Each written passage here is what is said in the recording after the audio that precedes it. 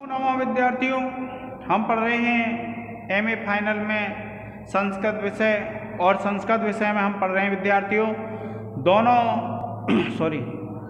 प्रथम प्रश्न पत्र जिसका नाम है साहित्य शास्त्र। और ये जो साहित्य शास्त्र नाम का जो प्रश्न पत्र है विद्यार्थियों, इस प्रश्न पत्र में हमने काव्य प्रकाश को पढ़ा है और अब तक हम शब्द और अर्थ का स्वरूप,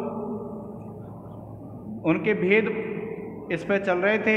तो हमने उसके भेदों को तो पढ़ लिया था कि वाचक, लक्षक और व्यंजक 3 शब्द होते हैं और उनके वाच्य, लक्ष्य और व्यंग्य 3 अर्थ होते हैं। और उसके बाद हमने वाचक शब्द की जो शब्द शक्ति थी, अभिधा, उसका भी अध्ययन कर लिया था और लक्षणा का अध्ययन कर लिया था। अब हम पढ़ रहे हैं लक्षणा के भेदों के विषय में। तो देखिए क्या है, कारका है एक विद्यार्थियों, और कारका कौन सी है? स्वसिद्धये पराक्षेपः परार्थम स्वसमर्पणम। कौन सी कारका है? स्वसिद्धये पराक्षेपः परार्थम स्वसमर्पणम।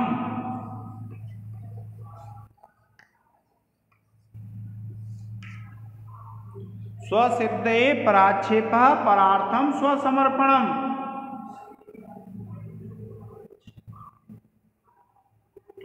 उपादानम लक्षणम चेत्युक्ता, उपादानम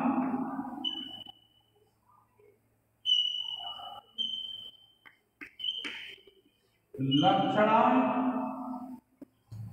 चेत्युक्ता शुद्धैव सा द्विधा। देखिए इसमें क्या है, ये जो कारका है स्वसिद्धये पराक्षेपः, कि अपनी सिद्धि के लिए दूसरे का आक्षेप कर लेना। क्या कहा? स्वसिद्धये पराक्षेपः, कि अपनी सिद्धि के लिए दूसरे का आक्षेप कर लेना। और परार्थम स्वसमर्पणम, और परार्थम कहते हैं दूसरे के अर्थ के लिए अपना समर्पण कर देना। उपादानम लक्षणम चेत्युक्ता, कि उपादान लक्षणा और लक्षण लक्षणा उक्ता कही गई है, शुद्धैव सा द्विधा, कि जो शुद्धा है, क्योंकि जब आगे पढ़ेंगे तो गौड़ी और शुद्धा के नाम से 2 भेद आएंगे। तो जो शुद्धा है उसके 2 भेद और कर दिए जाते हैं। क्या कहा? स्वसिद्धये पराक्षेपः परार्थम स्वसमर्पणम, कि स्वसिद्धये पराक्षेपः परार्थम स्वसमर्पणम, और उपादानम लक्षणम चेत्युक्ता शुद्धैव सा द्विधा, कि जो शुद्धा लक्षणा है उस शुद्धा लक्षणा के 2 भेद और हो जाते हैं। कौन से? लक्षण लक्षणा और उपादान लक्षणा। तो उपादान लक्षणा तो किसको कहते हैं? स्वसिद्धये पराक्षेपः, कि अपनी सिद्धि के लिए दूसरे का आक्षेप कर लेना, ये तो कहलाती है उपादान लक्षणा। और लक्षणम परार्थम स्वसमर्पणम, और दूसरे के अर्थ के लिए अपना समर्पण कर देना, यह लक्षण लक्षण कहलाती है। चेत्युक्ता शुद्धैव सा द्विधा, कि जो शुद्धा है वह 2 प्रकार की कहलाती है। अब देखिए इसकी वृत्ति क्या है। वृत्ति में क्या कहा गया है? देखिए, कुंताः प्रविशन्ति यष्टयः प्रविशन्ति। देखिए ये जो उपादान है इसके बारे में बताते हैं, उपादान लक्षणा। और ये जो उपादान लक्षणा है इसके लिए इन्होंने क्या कहा है? एक वृत्ति दी है कि कुंताः प्रविशन्ति यष्टयः प्रविशन्ति। क्या कहा विद्यार्थियों? कुंताः प्रविशन्ति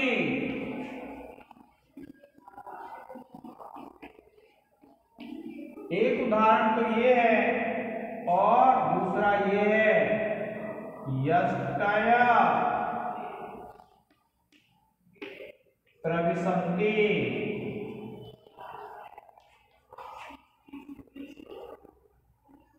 इत्यादो क्या कहा है?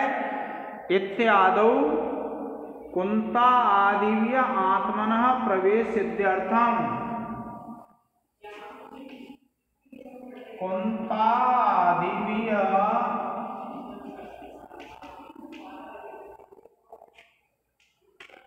कुंता आदिवीर आत्मनः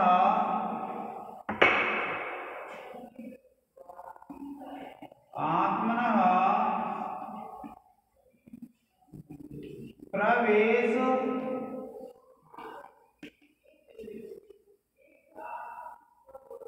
सिद्ध्यर्थम। कुंता आदिव्य आत्मनः प्रवेश सिद्ध्यर्थम स्वसंयोगिनः पुरुषा आक्षिप्यन्ते। स्वसंयोगिनः पुरुषा आक्षिप्यन्ते।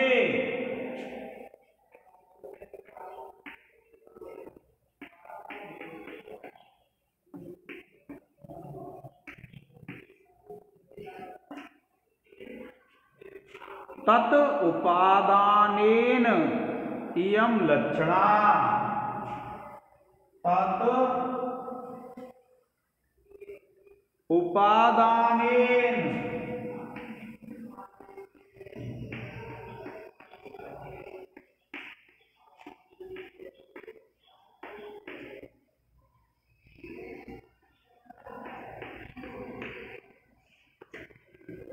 क्या कहते हैं? तत् उपादानेन इयं लक्षणा, कि उसका उपादान होने से यह लक्षणा है। और फिर देखिए इसको आप एक बार समझ लीजिए, क्या वृत्ति में दिया है? कुंता प्रविशन्ति। कुंता कहते हैं विद्यार्थियों भाले। भाले, भाला जो होता है देखा होगा आपने। कुंता प्रविशन्ति, भाले प्रवेश कर रहे हैं। यष्टय कहते हैं लाठियों को, लाठियां प्रवेश कर रही हैं। क्या कहा? कुंता प्रविशन्ति यष्टय प्रविशन्ति, भाले प्रवेश कर रहे हैं, लाठियां प्रवेश कर रही हैं।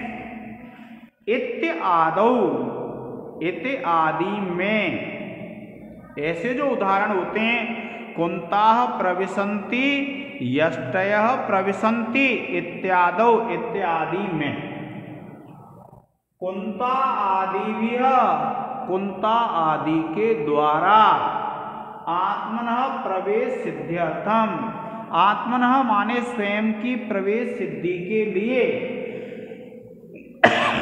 स्व संयोगिनः पुरुषा आक्षिप्यन्ते। स्वसंयोगिनः यानी स्वयं से जो संयुक्त हैं, ऐसे पुरुषों का आक्षेप किया जाता है, उनका ग्रहण कर लिया जाता है। तत् उपादानेन, उसका उपादान करने से, उसका ग्रहण करने से, इयं उपादान लक्षणा, यह क्या कहलाती है? उपादान लक्षणा कहलाती है। देखिए इसमें क्या बताया है कि जैसे कुंता कहते हैं भाले को, तो उदाहरण लेते हैं हम, कुंता प्रविशन्ति। अगर भाले, अब भाले तो अपने आप आते नहीं हैं, भाले कैसे आते हैं? भाले लेकर के कोई ना कोई पुरुष आएगा। तो जैसे आपने देखे पुरुष भाला लेकर के आ रहे हैं, तो आप कहें भाले प्रवेश कर रहे हैं, कुंता प्रविशन्ति, कुंता प्रवेश कर रहे हैं। तो क्या होता है कि कुंता जो शब्द है वह कैसा है? निर्जीव है। और जब निर्जीव है तो कोई निर्जीव वस्तु तो प्रवेश कर नहीं सकती है। और जब निर्जीव वस्तु, कोई निर्जीव वस्तु प्रवेश नहीं कर सकती है, तो जो कुंता हैं या लाठियां हैं, वे अपने अर्थ को सिद्ध करने के लिए कुंताधारी पुरुष या फिर यष्टा लाठीधारी पुरुष प्रवेश कर रहे हैं, ऐसा ग्रहण कर लेते हैं अर्थ। यानी अपनी सिद्धि के लिए दूसरे के अर्थ को ग्रहण कर लेते हैं, और ग्रहण किसको कर लेते हैं? पुरुष को, तो उसका अर्थ निकल जाता है। इसलिए यह उपादान लक्षणा है। उपादान लक्षणा किसको कहते हैं? स्वसिद्धये पराक्षेपः, अपनी सिद्धि के लिए दूसरे के अर्थ को ग्रहण कर लेना। अब जैसे भाले प्रवेश कर रहे हैं, भाले तो प्रवेश कर नहीं सकते, भाले निर्जीव होते हैं, तो भाले को जो धारण करने वाले पुरुष होते हैं, तो उन पुरुषों का अर्थ ग्रहण कर लेते हैं, और अर्थ ग्रहण कर ले, दूसरे के अर्थ का ग्रहण कर लिया, तो यही क्या कहलाता है? उपादान लक्षणा कहलाती है, जब अपनी सिद्धि के लिए दूसरे के अर्थ का ग्रहण किया जाए। अब देखिए, इसी प्रकार से होती है लक्षण लक्षणा। क्या होती है? लक्षण लक्षणा।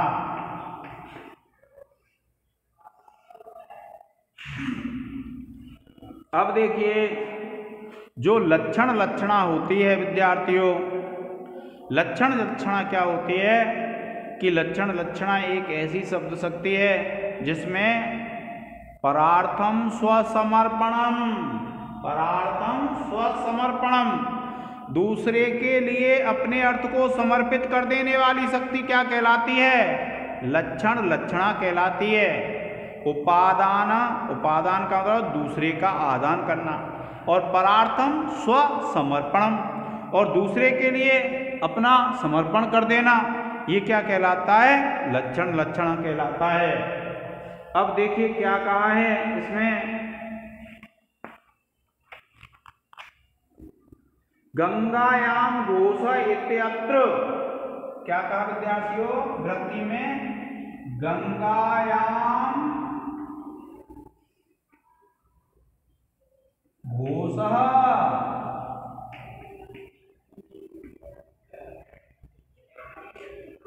इत्यत्र, ये उदाहरण है कौन सा?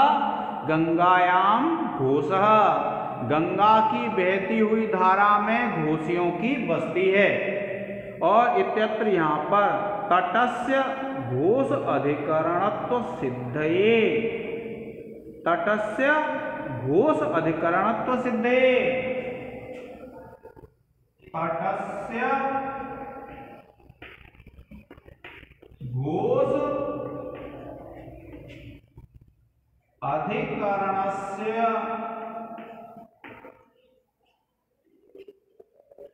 सिद्धये,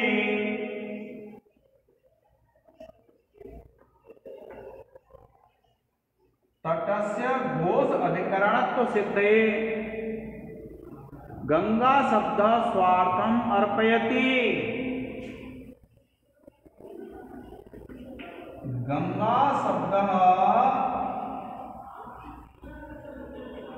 स्वार्थम अर्पयति, स्वार्थम अर्पयति, कि गंगा जो शब्द है वह अपने अर्थ को अर्पित कर देता है। और इति एवं आदौ लक्षणेन ईसा लक्षणा, इति एवं आदौ,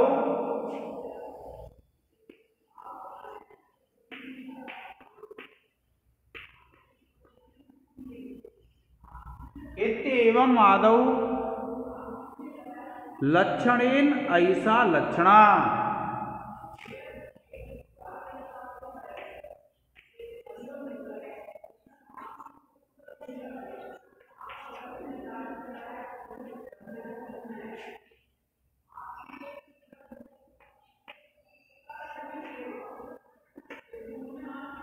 देखिए क्या बताया है विद्यार्थियों कि गंगायाम घोष इति अत्र, कौन सा उदाहरण दिया? गंगा में घोषियों की बस्ती है। तो क्या कहा? गंगायाम घोषः, गंगा में घोषियों की बस्ती है। घोषी क्या होती है? आभिर पल्ली को बोलते हैं, जो मछली आदि पकड़ते हैं मछुआरे। तो इसमें किसी ने क्या कह दिया कि गंगा में घोषियों की बस्ती है। अब गंगा का तात्पर्य क्या है?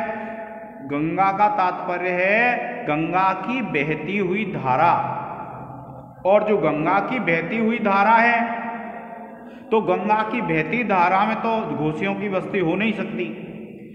तो इसमें क्या है, देखिए हम क्या कहेंगे, फिर अनुमान क्या लगा लेते हैं, गंगा के तट पर घोषियों की बस्ती है।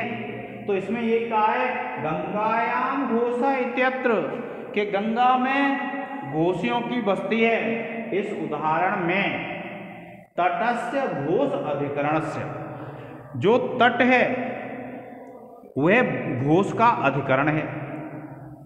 आप जानते हैं आधारो अधिकरण, तो आश्रय है कौन सा है, कहां पर है घोषियों की बस्ती? गंगा के किनारे पर। सिद्ध है, उसको सिद्ध करने के लिए गंगा शब्द स्वार्थम अर्पयति, कि गंगा शब्द का जो अर्थ है, क्या अर्थ है? गंगा की बहती हुई धारा। तो जो गंगा शब्द का अर्थ है गंगा की बहती हुई धारा, उस अर्थ को अर्पित कर देता है किसके लिए?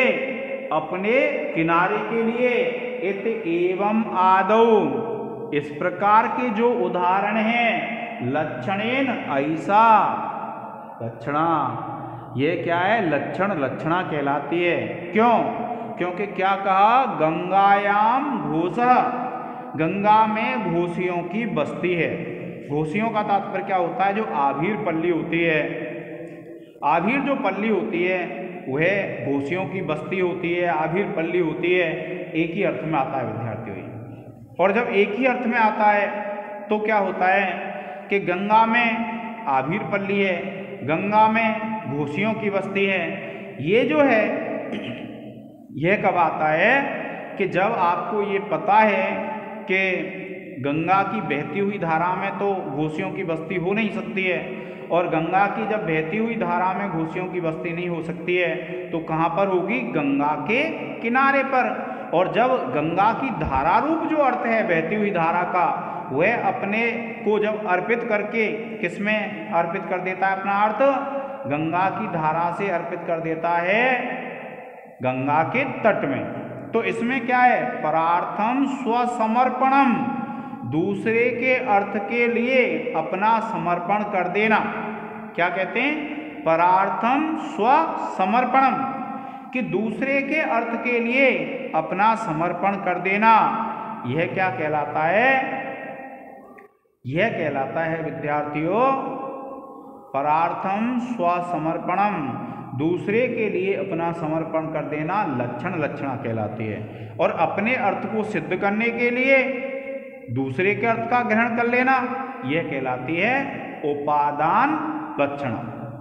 तो स्वसिद्धये पराक्षेप परार्थम स्वसमर्पणम उपादानम लक्षणम चेत्युक्ता शुद्धैव साद्विधा। तो इस बात का आप विशेष रूप से ध्यान रखेंगे कि यह शुद्धा के दो भेद हो जाते हैं। कौन सी के? शुद्धा के, क्योंकि गौड़ी और शुद्धा दो भेद आने वाले हैं। देखिए, एक तो गौड़ी और एक शुद्धा, और गौड़ी और शुद्धा इस प्रकार से दो भेद आने वाले हैं। और ये जो दो भेद आने वाले हैं विद्यार्थियों, उन भेदों में शुद्धा के दो भेद ये हो जाते हैं, उपादान लक्षणा और लक्षण लक्षणा।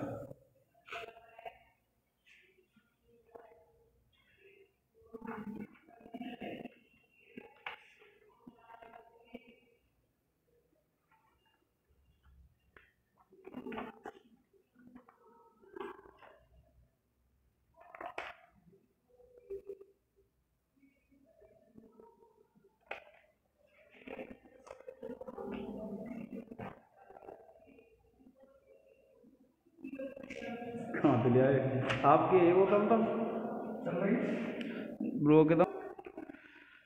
तो देखिए विद्यार्थियों, आपको इस विषय का अध्ययन करना है और बहुत अच्छी तरह से इस विषय का अध्ययन करें, क्योंकि यह जो पुस्तक है हमारी वह है 50 नंबर की विद्यार्थियों, और इसको बहुत अच्छी तरह से याद करें। आज के इस लेक्चर में इतना ही। धन्यवाद।